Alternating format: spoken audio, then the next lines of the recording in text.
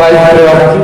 Para guru yang tergabung dalam Aliansi Guru SMA, SMK, dan Sekolah Luar Biasa se-Sulawesi Tenggara mendatangi kantor Dinas Pendidikan dan Kebudayaan Provinsi Sulawesi Tenggara. Para guru ini menggelar aksi demonstrasi menuntut hak tunjangan tambahan 100%, gaji 13, dan tunjangan Hari Raya 2024. Selain itu, mereka juga memprotes potongan pajak penghasilan sebesar 16% yang dinilai tidak sesuai dengan aturan. Yang pertama, keadilan untuk dibayarkannya TPG sertifikasi dari gaji 13 dengan gaji 14 untuk tahun 2024 yang 100% dan tahun 2023 yang 50%.